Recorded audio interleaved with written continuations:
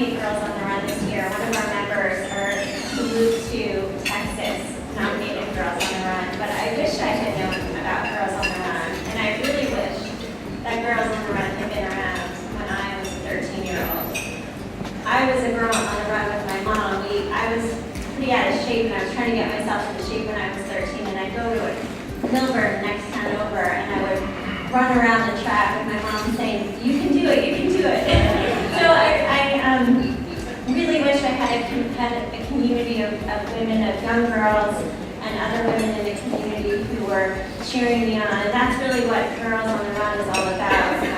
The objective of the organization is to educate and empower girls at an early age in order to prevent them from engaging in risky behavior later in life, to prevent eating disorders, to prevent drug addictions, to prevent criminal activity, sexual activity, depression.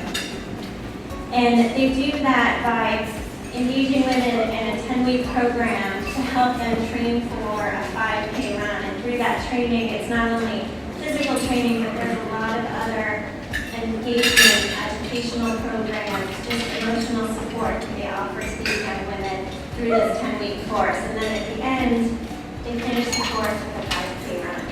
And so I'm really pleased to introduce Randy Clevey and Sydney Davis, who I have the pleasure of sitting with tonight.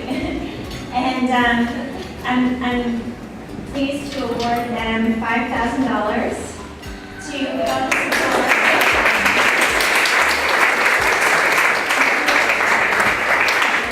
a full scholarship for up to 20 girls for 10-week programs in an inner city area that doesn't have a program currently. And I think some of the areas you're thinking about are Elizabeth, Plainfield, and East Orange. So congratulations.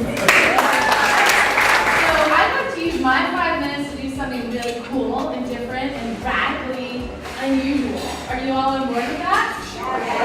Okay, so we are going to divide the room into 2 teams. And I'm going to go out right now and I'm going to select whoever I deem the most 2 athletic people in the room to be the captains. And you're going to come up here and you're going to pick your team, right? You're going to pick your team. We're going to divide, and as quickly as we can move the tables aside, we're going to play wall ball or Forster. What do you think? Yeah? You guys on board? Yeah. Okay. All right. So after dinner. Okay. So really, realistically, since I have probably 3 minutes left, I'm just wondering if any of you had a panic attack just now. Okay. So if you did, then you understand my elementary school experience, because whenever I had gym or recess and someone did this, I would get nauseous and I would get nervous and anxious, and I would realize, oh my God, these people want me to show up and they want me to be fast and sporty and coordinated, and I'm really not all of that. And it led me to dread recess in PE. And in 1978, there was not a place like Girls on the Run.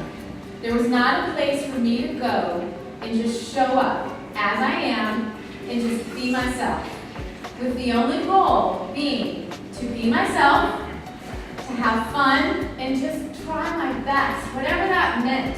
And usually that did put me kicking the home run in kickball, because that always ended badly. Now, I have to say that somehow, in spite of my lack of confidence in elementary school, it didn't stop my parents from having a lot of confidence.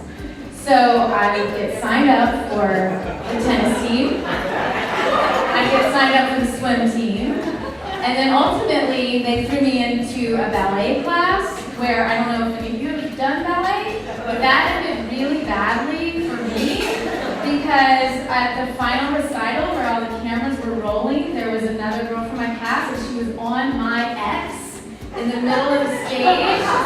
So it ended in sort of a altercation with me pushing her off my X, getting sassy. It was all bad. Okay, so I digress. Girls on the Run. Let me put on my 40 and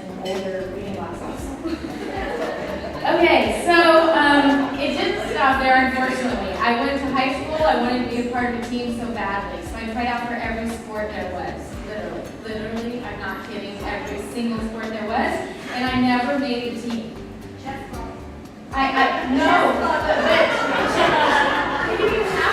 but you know what, my takeaway from all of that was, the world said to me, you don't make the team, you're not an athlete.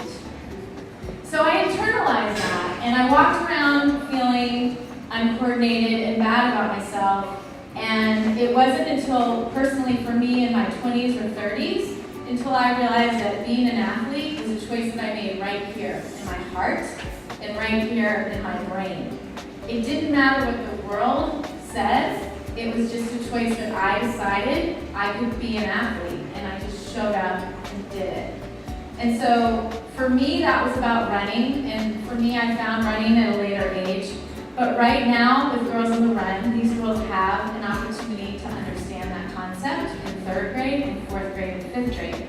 And so, unlike me, when I stand up before you and have these memories that literally make me shake and nervous about recess, and hiding behind Laverne and Shirley and television and Happy Days, I could be like girls who come to Girls on the Run, be having a memory right now of completing my first 5K event, where I don't know if I can do it, but gee, like 5K, that's a long way. For 3rd grade, 4th grade, 5th grade, 3.1 miles to finish, cross the finish line, get a medal, and they feel like a rock star. So if I had an experience like Girls on the Run, and I had mentors like we do through our volunteers and our coaches who believed in me and told me I could do it, where I showed up every day and I understood a lesson around avoiding gossip or believing in myself or how can I express uncomfortable emotions, I look back at my childhood and I think, wow, I could have maybe branched out a little more. I could have felt a little more loved, accepted, and empowered. So Girls on the Run, what I want to share with you today is we envision a world where every single girl knows and activates her limitless potential and is free to boldly pursue her dreams. And I got to tell you, our council right now in New Jersey, we're serving over 700 girls in 5 counties this spring right now. And we serve over 1,500 girls a year.